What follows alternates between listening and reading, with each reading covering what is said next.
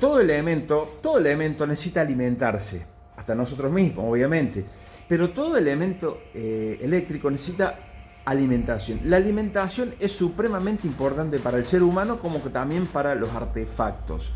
Una buena alimentación perdura la vida útil. Estamos hablando de las fuentes de alimentación. La fuente de alimentación, los tipos de fuente de alimentación. En la época del 80 estaban las fuentes lineales, solamente transformadores grandes, voluminosos, pesados, donde había mucha disipación de temperatura. Entonces, después salieron las fuentes conmutadas, que hasta el día de hoy se están usando en todo el elemento. Mira, terminamos de reparar una fuente conmutada de una luz robótica. Y estamos empezando a reparar una fuente conmutada de una soldadura inverter, la famosa inverter. Bueno, digo yo, la fuente de alimentación, las fuentes pulsadas o conmutadas, como le llaman, tienen un elemento que en este caso puede ser un MOSFET o un IGBT que conmuta, se comporta como una llave electrónica, una llave que abre y cierra un circuito. ¿Qué característica tiene la llave? La llave tiene que tener una característica ideal, tiene que tener que, estando cerrada, tiene una resistencia cero, no tiene resistencia. Cero. Y estando abierta, infinita. ¿No? Bien. Ahora bien, eso sería una llave ideal, ¿no? En la práctica no pasa eso. Ahora vos fíjate eso. ¿En qué momento disipa potencia una llave? Fíjate, si nosotros tenemos un interruptor acá, ¿sí? Esto es una llave, ¿no?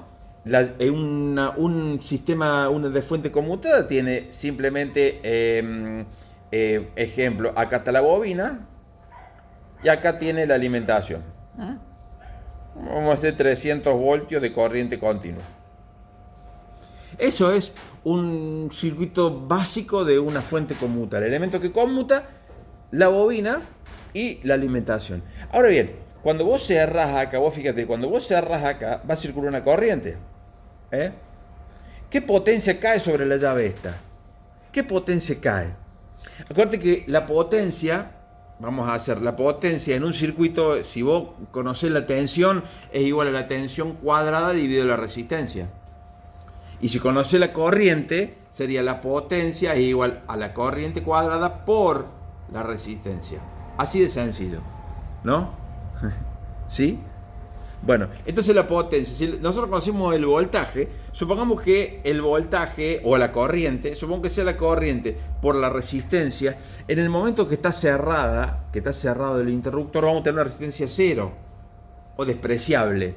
Entonces cualquier número multiplicado por cero es cero. Entonces vamos a tener cero de potencia, estando cerrado. Y estando abierto, no va a haber circulación de corriente. O sea que tampoco vamos a tener potencia cayendo sobre la llave o sobre el elemento que conmuta.